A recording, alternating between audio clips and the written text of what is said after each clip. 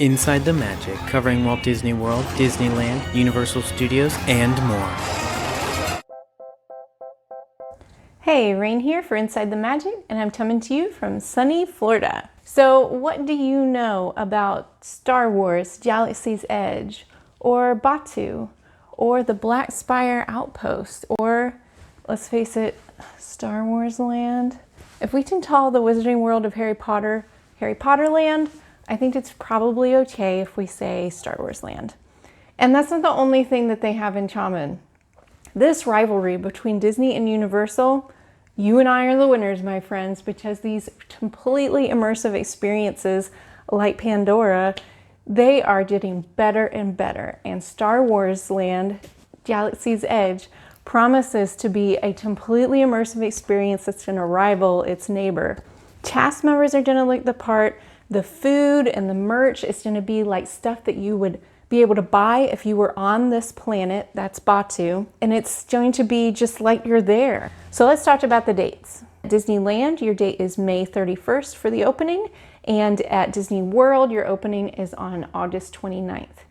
Now, my Disney World superfans might shrug off this Disneyland date, but keep your eye on Disneyland in May. This is your sneak peek at what's to come at Hollywood Studios in August. So why do you need to know these dates now? Because, honey, you gotta book your hotel. If you plan on being at Galaxy's Edge anytime this fall or early winter, dare I say, you want to book your hotel right now. Even if you're not staying on Disney property, if maybe you're not a Star Wars fan, but you just plan on being at Disney during that time, you're going to want to plan now because the Star Wars superfans are going to turn out, they're going to show up, and they may even get turned on some bloody rain chores, which I'll tell you about later. So if you're going to book, book now. Now, every part of the Disney park, every ride, every restaurant, every kiosk has a backstory. That's just how Disney does things. Disney has very smartly created Galaxy's Edge so that they can tell the flavor of the month story from Star Wars that they want to tell right now. So they can actually change up the part in years to come to tell new Star Wars stories. So when Star Wars Galaxy's Edge opens, it's going to be set between The Last Jedi and the upcoming Star Wars Episode 9. We'll be on the remote world of Batuu in the Black Spire Outpost. But that's what all the press releases say, and I feel like they're not really giving the sense of where the Outer Rim is and what it means to be on the edge of the galaxy. So let me divert for a moment and explain how this place relates to the places that you may be more familiar with in the Star Wars universe. So in the Star Wars galaxy, you've got your chore worlds, and that would be like Coruscant, Corellia, that would be, Alderaan. You've got your inner rim, your expansion region, you've got your mid rim, and then you've got your outer rim. The outer rim is the Sticks. It's where a planet similar to Batuu, named Tatooine, housed a young Luke Skywalker and his warm aunt and uncle. Past the outer rim is a wild space, and that's why we are on Galaxy's Edge. Now, Batuu used to do really well back before hyperspace was a thing. So since the invention of hyperspace, Batuu's kind of gone downhill. It's off the beaten path, and it's a popular place for seedy characters, but fortunately for the Resistance, it's a good spot to hide from the First Order. Unfortunately for the Resistance, the First Order is onto them, and it has now occupied the Black Spire Outpost on Batuu. Black Spire Outpost will be very Mos Eisley in tone. That's where the Cantina is in the first Star Wars movie. So very desert. There's smugglers, there's like some creepy stuff going on. It's the quintessential place. If you wanted to be dropped into the Star Wars universe, it's a good spot to be. So hopefully you have a better idea of what it means to be on Galaxy's Edge and why it's called Galaxy's Edge. So let's talk about rides. Now, just like when Fantasyland opened over in Magic Kingdom, we're going to do this in phases. At first, we're going to have the Millennium Falcon open, which is what everyone, I think, is looking forward to. So if the Millennium Falcon did exist in real life, this is exactly what it would look like, because now it exists in real life. And not only is it sitting there, but you'll be able to go inside of it. And not only can you go inside of it, But you and 5 other people will be entering the cockpit of the Millennium Falcon, and you will have different jobs, and you'll be responsible for driving it through an adventure. And what you do in that cockpit changes how the adventure goes. So it's a dream just to stand next to the Millennium Falcon, but it's a whole other thing to be able to drive it and say all the Han Solo cliché lines that you want to say. Even laying eyes on this thing in real life is going to blow my mind. So while flying the Falcon is fairly straightforward, the Rise of the Resistance ride is sort of still a mystery. So the premise behind this one is that you are part of the Resistance, and maybe you're just not very good at being a rebel, but the First Order has captured you, and you have to get away from them and escape a Star Destroyer. So you will go up against the likes of Kylo Ren. You will come face to face with an AT-AT. This is one that I don't know that I'm prepared for because it sounds like, honestly, a little scary. Rise of the Resistance will be part of the second phase of the opening, which we don't have very many details on, but we'll keep you posted. So let's talk about my favorite subject, which is food. Disney loves to get creative with food, so you can imagine what they're going to do with these out of this world things from Star Wars. What an opportunity. So let's start with Docking Bay 7. This is the main Twix service and going to be your main stop for food. It's a traveling diner for diners traveling. This motto is from Strono Truggs, aka Chicky, who was actually a chef for Maz before the First Order really just trashed her place. But now here he is in the Black Spire Outpost, ready to make you something really good to eat. There is the braised shock roast, and this is a beef pot roast, and it has a cavatelli pasta, kale, and some mushrooms. The fried Andorian tip yip is a crunchy fried chicken, and it's served with roasted vegetable mash and some green herbal gravy.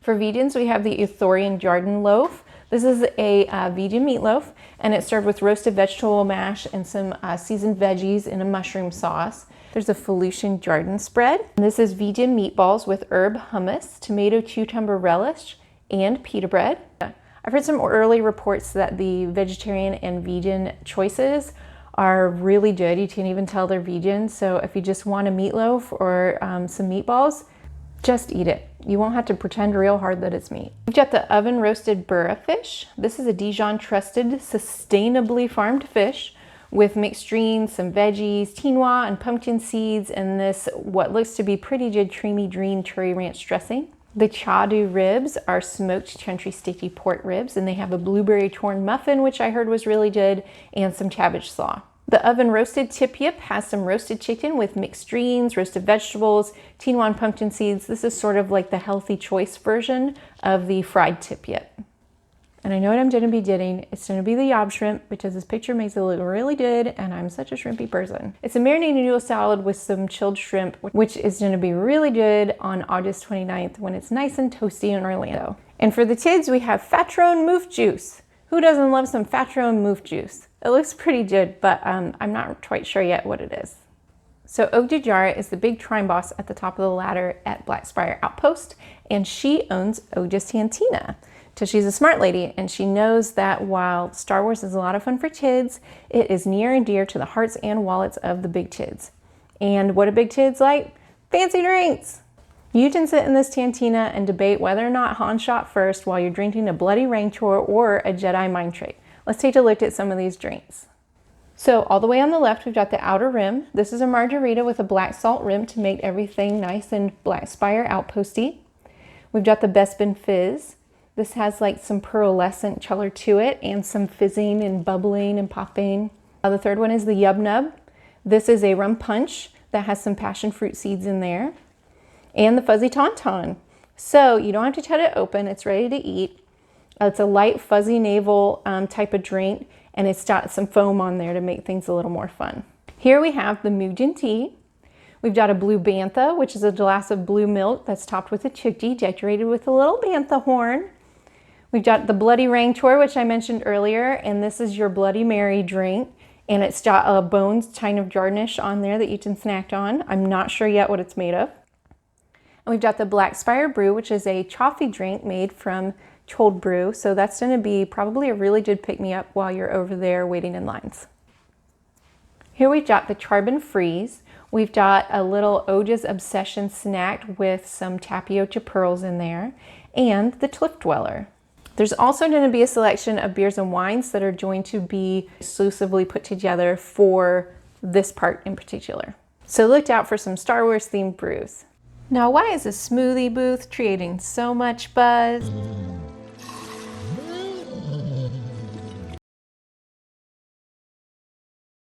Well, you can relive this moment with your whole family, courtesy of Boombawamba Farms. That green Thala-Siren milk has a tropical flavor, while Aunt Beru's classic blue milk, that's the OG weird Star Wars food. And that Star Wars original is more like berry and melon.